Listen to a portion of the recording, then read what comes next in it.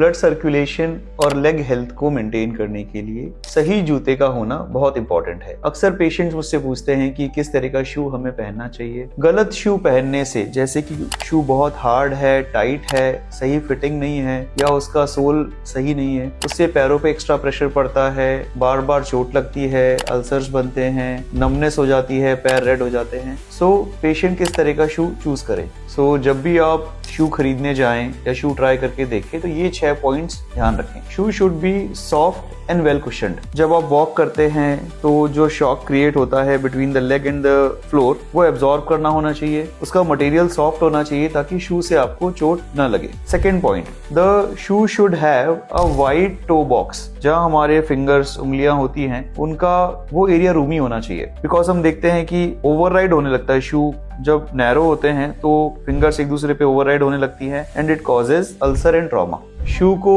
Light weight होना चाहिए जिससे कि पैरों पे एक्स्ट्रा वजन ना रहे और पेशेंट कंफर्टेबल फील करें। अगर वो कंफर्टेबल फील करेंगे तो ही वो ज्यादा चल पाएंगे। फोर्थ है, शू का जो मटेरियल है वो ब्रीथेबल होना चाहिए। मींस एयर उससे पास होनी चाहिए जिससे कि हार्मफुल बैक्टीरिया भी उसमें इकट्ठे नहीं होते। दूसरा कि पसीना भी ज्यादा नहीं आता और पैरों का जो टेम्परेचर है वो मेंटेन रहता है। Fifth is the shoe should have a good arch support. जो शू का शेप है वो इस तरह से होना चाहिए which distributes the pressure equally on all parts of the foot. जब प्रेशर इक्वली डिस्ट्रीब्यूट होता है तो हमें कॉर्न कैलसेस कम बनते हैं, प्रेशर पॉइंट्स कम बनते हैं, अल्सर्स कम बनते हैं। Sixth is the sole should be flexible. So natural जब लेग का मूवमेंट होता है सो हमारा जो सोल होता है उसका भी फ्लेक्शन एक्सटेंशन होता है, तो it should allow the natural movement of the feet. Thank you.